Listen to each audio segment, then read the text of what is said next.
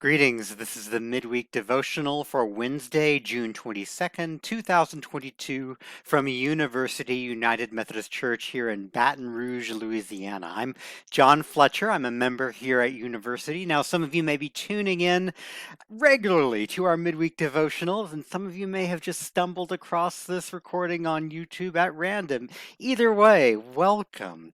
We're glad that you're tuning in.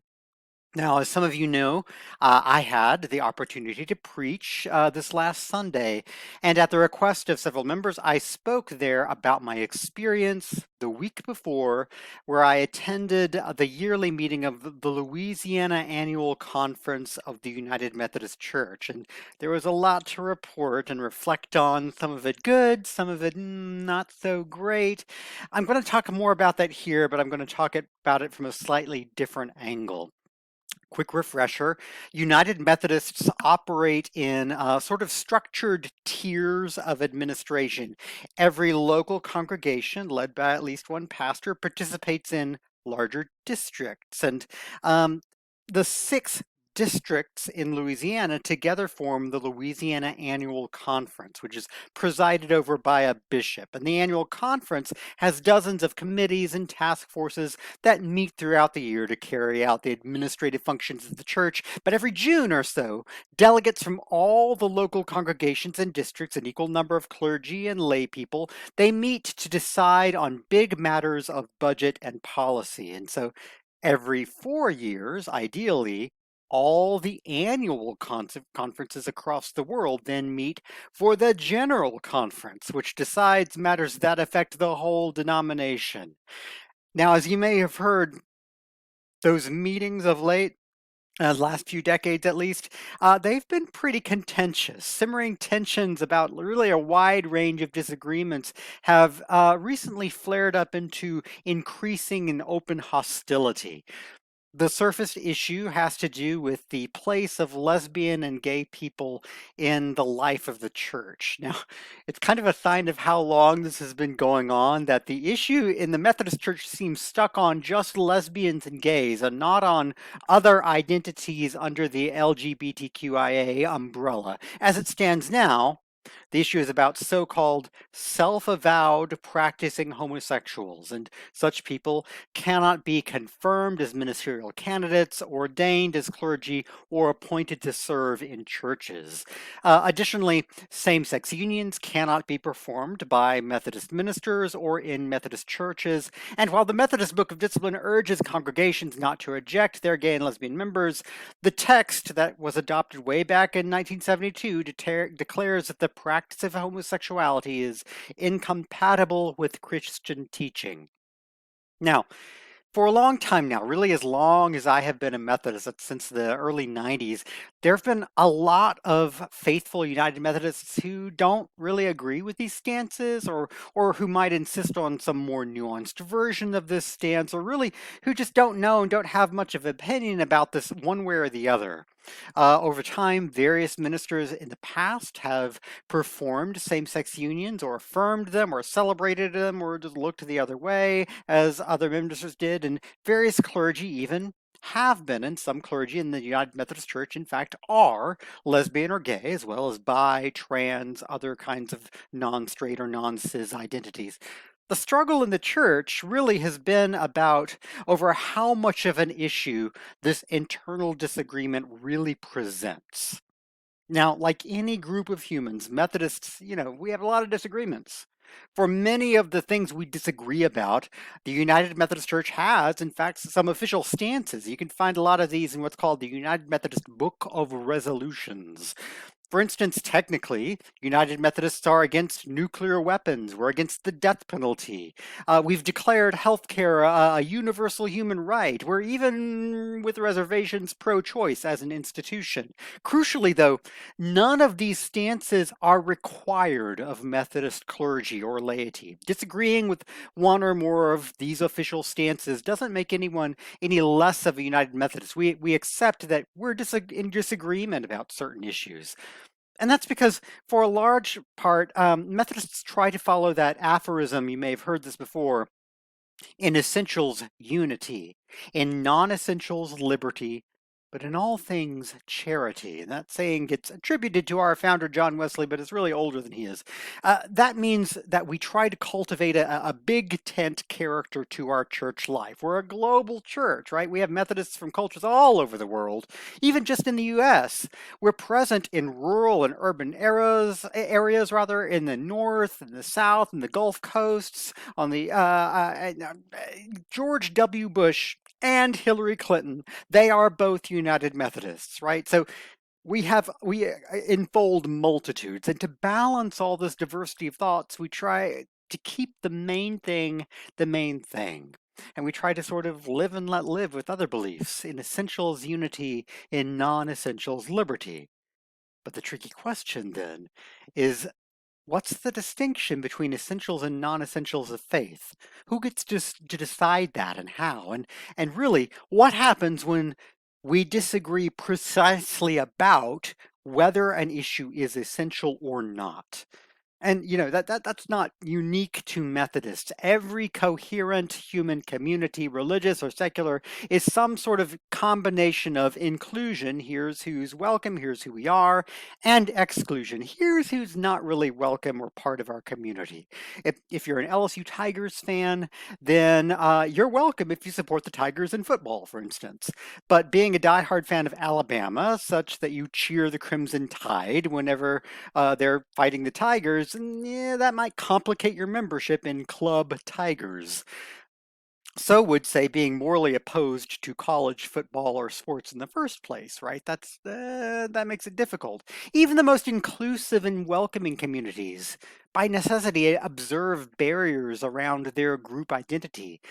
Even if there were some kind of everyone's welcome club, right? That club couldn't really handle a member who vocally and constantly tried to keep out some group of people, like redheads or people from New Jersey. That's because inclusivity establishes its own barriers, its own deal breakers, if you will. Toleration can't tolerate the determinatively intolerant. And besides, most of us really aren't endlessly tolerant anyway.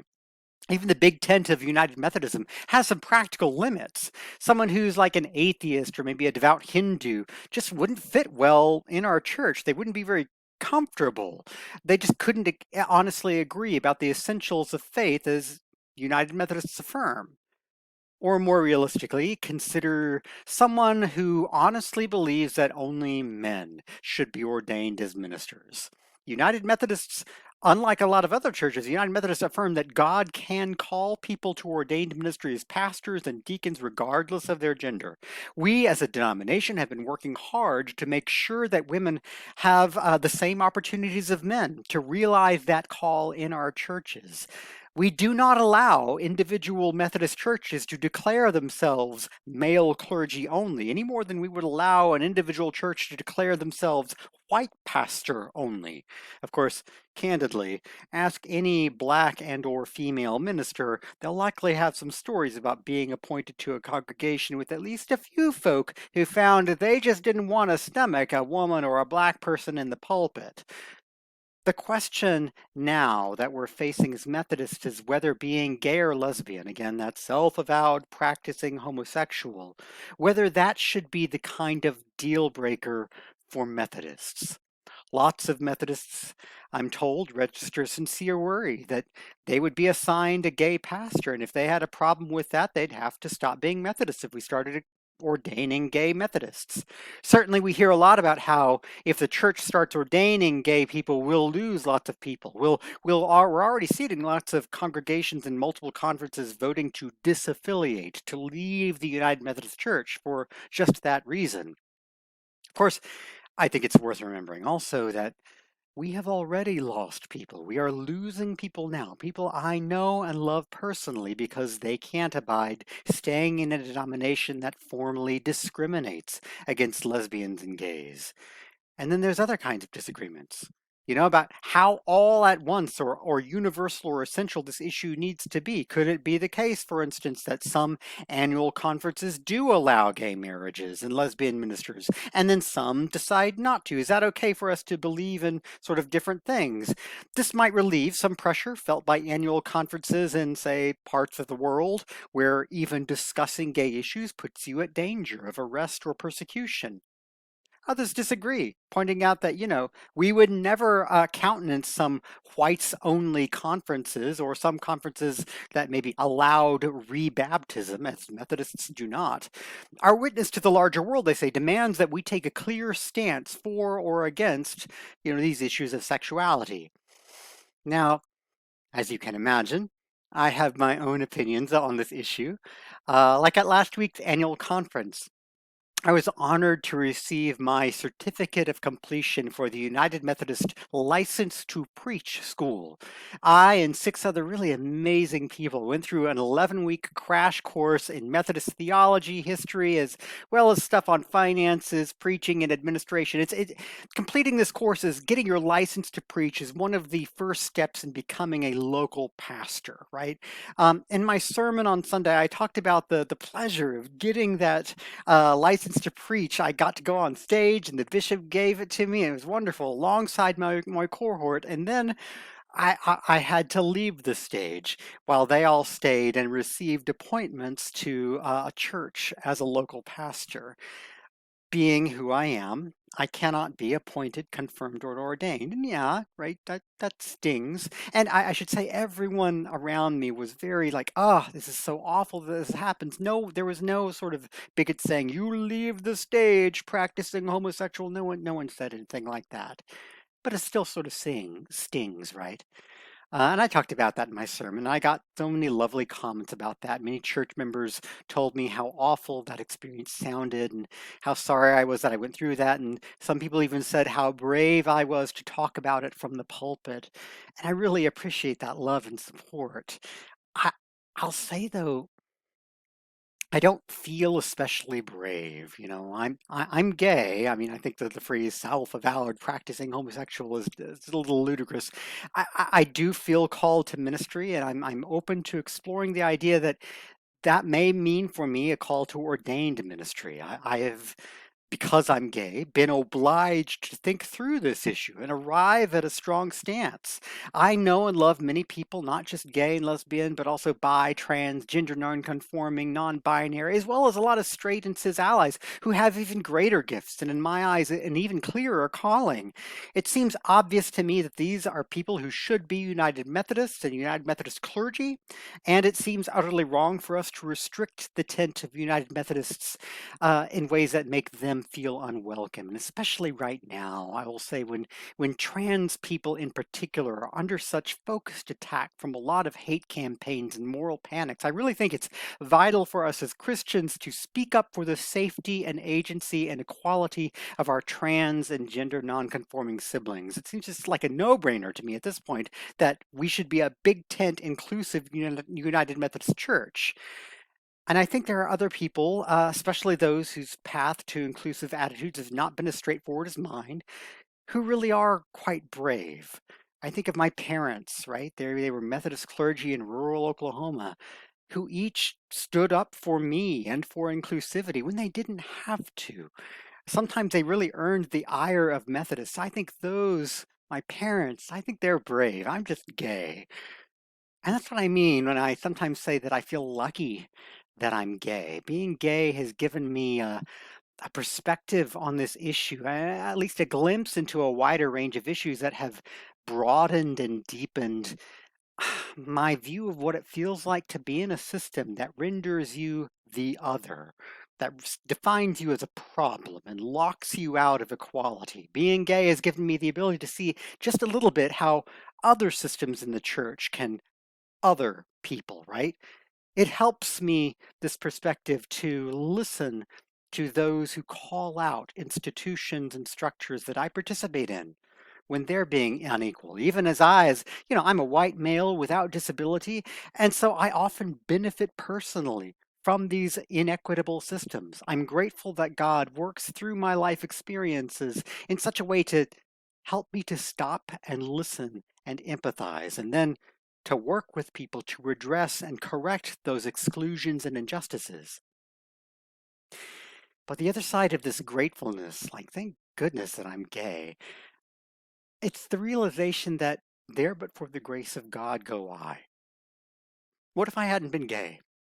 What if I hadn't been raised by such thoughtful, justice-oriented clergy parents? What if I had grown up just in rural Oklahoma, immersed entirely in a culture that taught that homosexuality was a sickness or a perversion and that thinking people should fight against it, you know? What if I had no one around me who had no trustworthy people around me, I should say, that taught me any different? It's all too easy for me to imagine myself as someone who feels honestly and sincerely that including gays and lesbians in the church, that's a deal breaker. Now, that doesn't mean I'm moderating or stepping back from my, pro-inclusion position. It doesn't mean that I think the truth is somewhere in the middle or that we can simply agree to disagree. No, no, no. Disagreements and groups are real and they're meaningful. We can't just hand wave them away. At some point, as the saying goes, we got to cut fish or got to fish or cut bait. I'm not really a fisherman. About inclusivity, we have to make a decision. But how we disagree and even how we separate amidst disagreement, I think that matters just as much as the disagreement itself.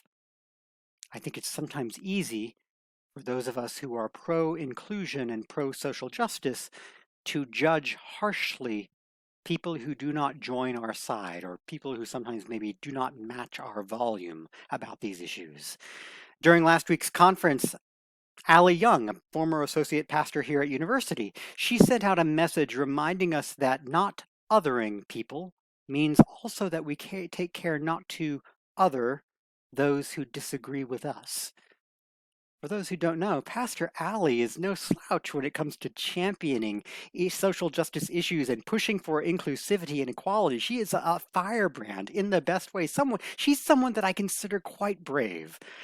So I really appreciated her call to reject the polarizing us-them stereotyping and derision that can define these hot church disagreements. Ali reminded us of the third part of that aphorism. In essentials, unity, in non-essentials, liberty, but in all things, charity, love.